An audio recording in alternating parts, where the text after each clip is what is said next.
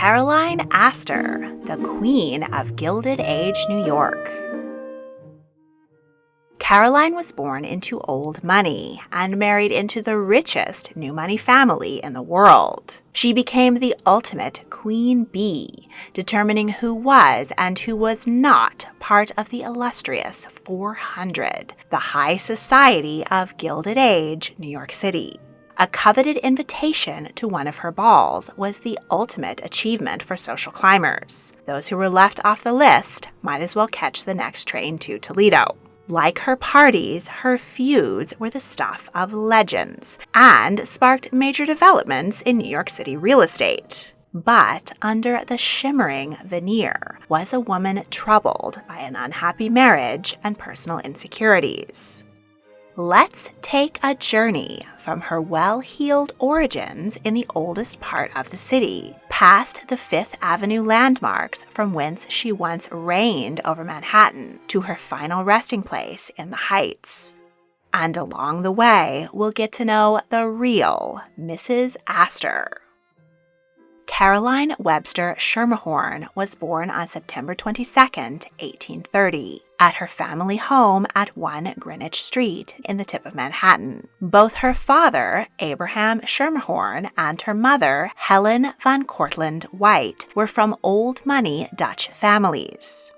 Back in 1614, Dutch fur traders settled on the island, which the Algonquins called Manhattan. The colonists rebranded it New Amsterdam. A village grew up around the port on the southern tip of the island, and farms were established in the wilderness to the north and surrounding islands. Jacob Jans Schermerhorn arrived in 1636 and set up a chandlery which outfitted ships with ropes, barrels of food and fresh water, and anything else they needed for a long voyage back to Europe. Thus the family grew wealthy.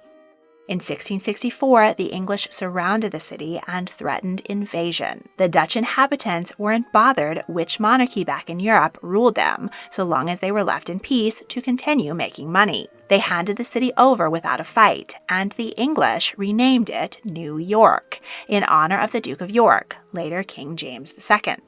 As the city grew, the original Dutch families, known as the Knickerbockers, continued to hold prominent positions. Caroline's ancestor, Willemus Beekman, was a mayor in 1682. The Revolutionary War made the city part of the new nation of the United States of America, and prosperity and urban development continued. By 1811, a grid system was put in place to facilitate further growth northward. When Caroline was born in 1830, her family was still living in the area in which they had dwelt for 2 centuries. But the fashionable set had moved north. When she was 10, her father inherited 160 acres in Brooklyn, which he sold to make way for Greenwood Cemetery. The family now had the means to move to the more fashionable address, 36 Bond Street, near the ultra-chic Lafayette Place, which had been developed by John Jacob Astor. Caroline, who was affectionately known as Lena, was the 9th and youngest of her siblings. She was everybody's darling and a bit spoiled.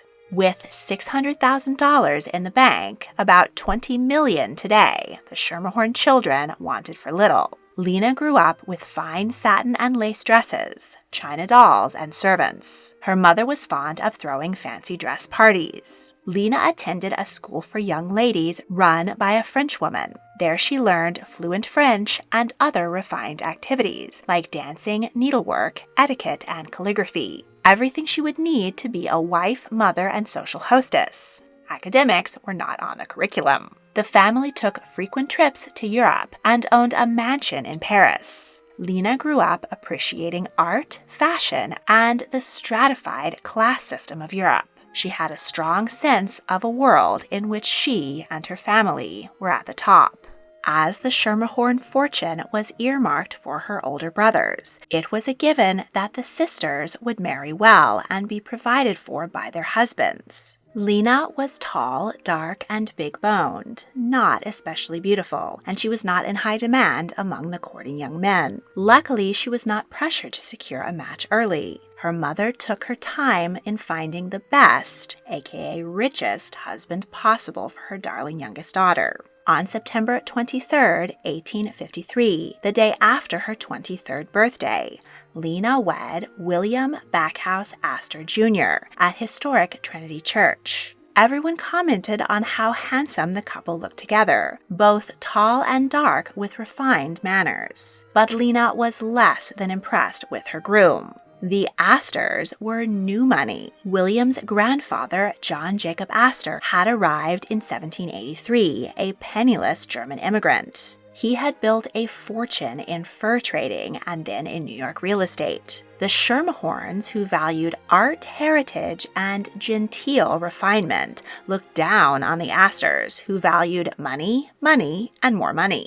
Worse, William was the second son and stood to inherit a smaller share of the family fortune than his older brother, John Jacob III.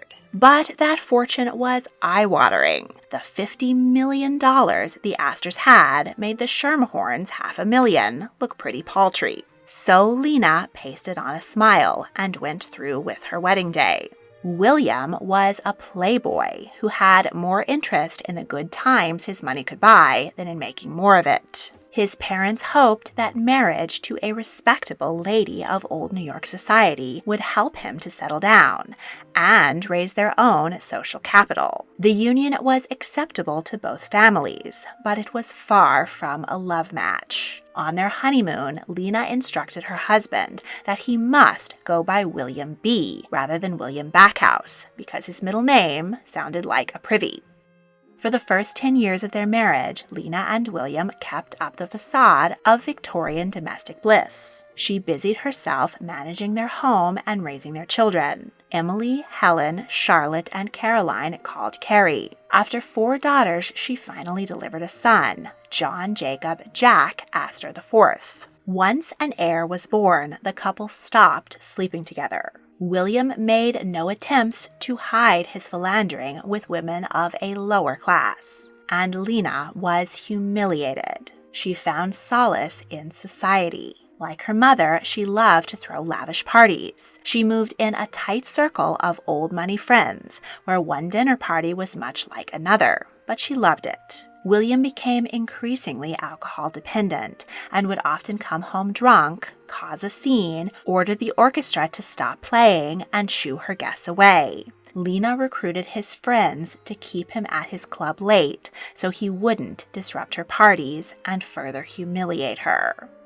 The Astors lived on fashionable Fifth Avenue in a massive but understated mansion built on land given to them by William's father. He had granted the neighboring plot to older brother John Jacob. Although the brothers were neighbors for 28 years and shared a garden where their children played together, they did not get along. John Jacob thought William was a wastrel, and William resented John Jacob wallowing in the lion's share of the fortune. Caroline got on well enough with her sister-in-law, though she had little in common with shy and religious Charlotte. The Astors and the rest of New York high society spent winters in the city, but in the summer they fled the heat and congestion for the beach. The brothers couldn't escape each other there either. Their summer cottages, Bellevue and Beechwood in Newport, Rhode Island, were next door to each other. At least they had a bit of space between their country estates. John Jacob headed to Irvington, while William and Caroline had Ferncliff in Rhinebeck, New York. William spent increasingly more time away from his family on his ship, the Ambassadress. At the time, it was the largest private yacht in the world. The papers nicknamed it the Floating Harem. Caroline refused to set foot on the Ambassadress. She claimed she suffered from seasickness, but many noted how steady she was on yacht parties in Newport. William docked in Jacksonville, Florida. In between cocktails and showgirls, he managed to make some decent investments there. He bought large tracts of undeveloped land and founded the town of Astor, Florida. He invested in hotels and was instrumental in launching the Florida tourism industry. And he planted a citrus grove and popularized the grapefruit. Following the Civil War, many new fortunes were made in new industries like railroads, manufacturing, steel, and oil. People with money to burn from all around the country flocked to the heart of American capitalism, New York City. There they enjoyed better business connections and the heights of luxury and opulence. Mark Twain, the author and humorist, who also came to New York from humble beginnings in Missouri, called it the Gilded Age. Unlike the golden ages of history, this era had only a thin veneer of gold, which tried to conceal many dire problems under the surface. Lena was appalled by the nouveau riche flooding the city. They didn't understand the intricate systems of etiquette that made up her world, and she felt that she had to protect her 4 young daughters from uncouth newcomers. Her first major clash occurred when A.T. Stewart built a massive 4-story French Empire-style mansion diagonally across Fifth Avenue. The gaudy house horrified polite society, but worse, A.T. Stewart had not inherited his money. He had earned it running a successful fine goods business. For a decade, Lena snubbed Stewart and his wife Cornelia, and acted as if her neighbors were invisible. She remarked, "Just because I buy my carpets from him, there is no reason to invite him into my house to walk on them." 1872 was a pivotal year in Lena's life. She was 42 and her eldest daughter, Emily, had just turned 18. A young woman's debutante season was pivotal to her marriage prospects and thus her future happiness. And the social success or failure of a daughter very much reflected on her mother. Lena expected the best for Emily, but she was also deeply insecure. So she recruited a cousin by marriage, Ward McAllister, to help her prepare them both for the coming social season. Ward came from a judicial family from Savannah, Georgia. In his youth, he had traveled Europe and become obsessed with the etiquette of the royal courts. His family had fallen on hard times, so he saw Lena and her pocketbook as his ticket back to respectability. She saw him as her tutor in the proper European way of doing things. Wealthy Americans had an inferiority complex when it came to Europe. They considered Parisian fashions and food and Italian art and architecture the height of luxury. And they envied the British peerage, where ancient family titles made a clear distinction between social classes. Before long, Lena and Ward's conversations expanded from preparing Emily to focusing on disparaging the nouveau riche and waxing about how they thought New York society ought to be. Ward flattered Caroline and called her the Mystic Rose. He very much liked the idea of establishing an American version of Almack's, the centerpiece venue of the London social season, which was lorded over by 7 wealthy noblewomen. He and Lena came up with their own American version, called the Society of Patriarchs. They personally selected 25 gentlemen who had worth, respectability, and responsibility. You had to have money, and it had to be old. They considered $1 million respectable poverty and a bare minimum. And in order to be a gentleman, one must be at least 4 generations removed from the source of the fortune. They bent the last rule to include Lena's own husband and brother-in-law. They certainly had the dough, but they were only 2 generations away from being in trade. Lena invited each of the 25 gentlemen who passed muster to himself invite 5 gentlemen and 4 ladies to the first Patriarch's Ball. It was a smashing success and covered extensively in the newspapers. The Society of Patriarchs also threw junior dances at which debutantes had a chance to hunt for husbands. Desperate social climbing mamas went to Ward, crying and begging for invitations for their daughters. He nodded imperiously and said that he would see what he could do. Caroline's own daughters did well and married rich gentlemen, of which their mother approved. Helen married James Roosevelt, half-brother of the future President Franklin D. Roosevelt. Caroline, known as Carrie, fell in love with Marshall Wilson, son of a Confederate banker, but he didn't fit the bill and her mother forbid the marriage. Carrie starved herself until her mother agreed to allow her to marry. Carrie not only inherited her mother's name and strong will, but also her social prowess. She became a popular hostess in her own right. By running the Society of Patriarchs and throwing her own exclusive balls, Lena had crowned herself the queen of New York City's social elite. She decided who was in, and those who displeased her were out. An invitation to one of Caroline Astor's dinner parties was a high-pressure interview for a coveted place at one of her lavish balls. On the evening of said ball, those who hadn't been judged worthy often made excuses to be out of town, rather than face the humiliation of not being included.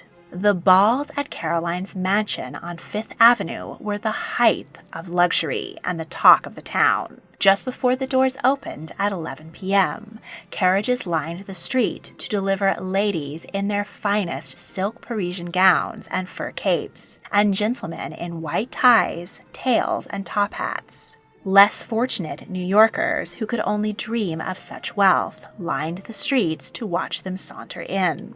Guests were welcomed inside the elegant Rococo drawing room, ablaze with gaslit chandeliers. For the occasion, it was filled with vases brimming over with thousands of red American Beauty roses. At one ball, a reporter counted each stem and estimated that the cost of the flowers alone was $300, about $10,000 today. In the middle of it all, the Queen of New York herself stood below a portrait of herself and greeted her honored guests. She dripped with diamonds around her neck, wrists, fingers, at her ears, on her gown, and in her hair. A bejeweled stomacher she wore had supposedly belonged to Queen Marie Antoinette. It was said that Mrs. Astor looked like a walking chandelier. In the ballroom, couples danced to waltzes, quadrilles, and cotillions, as two orchestras played so that there would never be a break in the music. At midnight, an opulent buffet was served on a gold-plated dinner set. There were dishes you might expect to see in the banqueting hall of Versailles, like oysters, caviar, roasted quail and duck redressed in their own feathers, and terrapin turtle. It was all guzzled down with bottle after bottle of champagne. Among the exclusive guests, business relationships were forged, including marriages, of both the love and arranged variety. But never affairs. Mrs. Astor demanded that her guests follow proper etiquette, and her parties never got out of hand.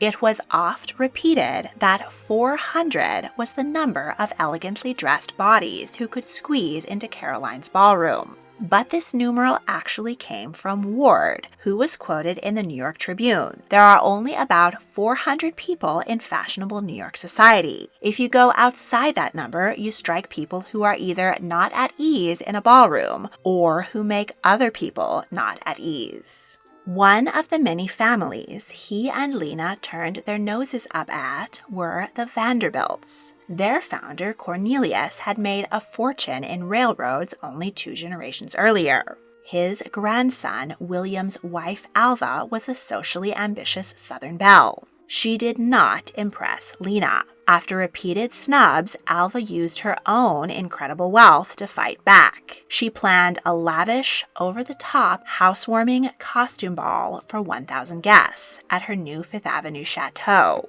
She leaked details to the press, and soon all of New York's upper crust were clamoring for invitations. Alva didn't send one to Lena or her daughters. Youngest daughter Carrie begged her mother to make amends with Alva and secure them invitations to the social event of the season. Lena couldn't say no to her dear daughter, so she paid a call on Alva, and the Astor women were invited to the ball. Triumphant, Alva arrived to the party dressed splendidly as a Venetian noble. But she was literally outshone by her own sister-in-law, Alice, who wore a dress that was wired to display the latest invention, electric lights. In the end, Lena and Alva became allies. They were both on the committee to raise funds for the base of the Statue of Liberty, which was dedicated in 1886.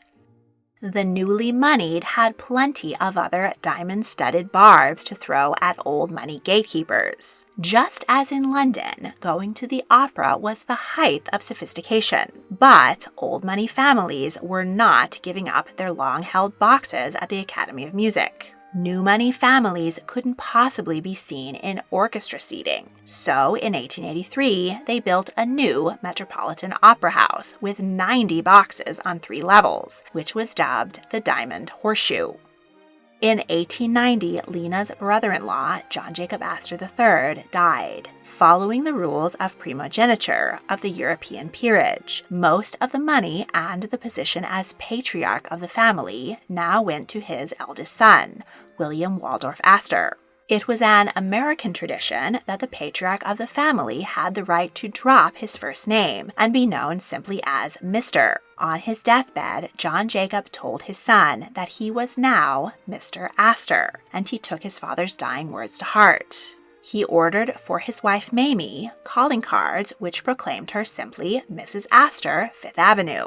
William was appalled when he learned that his aunt Lena had ordered cards which titled her Mrs. Astor, Fifth Avenue. Calling cards were an important part of Victorian social etiquette. During the day, ladies paid calls on each other and left a card to indicate they had been by. Receiving the right calling cards was a very big deal, but now there were 2 Mrs. Astors, and mass confusion ensued.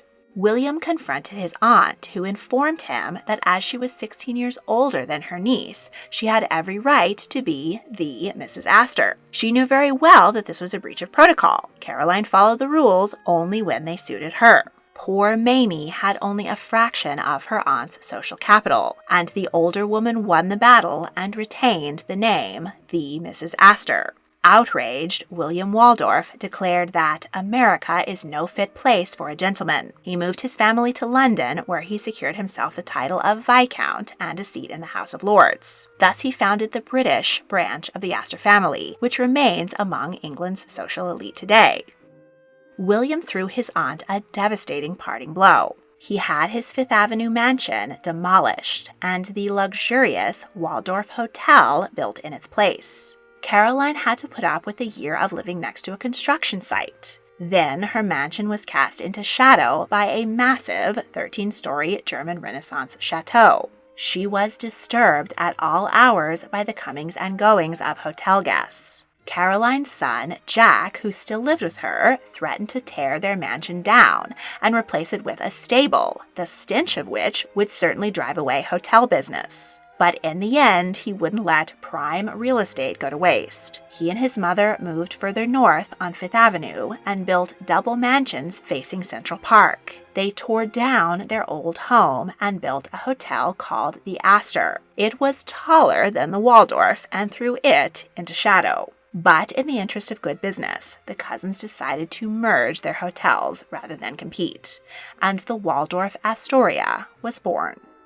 In the 1890s, the queen bee's hive began to crumble. Her longtime ally, Ward McAllister, desperate for publicity, published a tell-all memoir entitled Society as I Have Found It. He kept mum on any skeletons he might have known about in Lena's closet, but he did not hold back, dishing other New Yorkers' secrets. Ward thought his book was a masterpiece, but instead he was cast out of society. In disgrace, he died 5 years later while dining alone. Lena's long-estranged husband, William, died in 1892, age 62. Her daughter Helena died the following year at just 35 of an unknown cause. Lena was in mourning for 3 years. When she emerged to throw her first ball, she found that society had moved on without her. The new Waldorf Astoria Hotel was her downfall as a social hostess. The upper set no longer needed to beg for an invitation to one of her parties. They could simply pay their way into the glamorous hotel. Its elegant Palm Court restaurant was booked months in advance, and its ballroom was always filled with opulent parties. The Society of Patriarchs fell apart in 1897 due to lack of interest. Caroline, always insecure, was haunted by her own anxieties and aging. She refused to be photographed, wore elegant black wigs to hide her hair loss, and declined all invitations to daytime events so that she would not be seen in bright sunlight. She continued to throw parties, but after greeting guests, she left her daughters to play hostess while she went up to bed.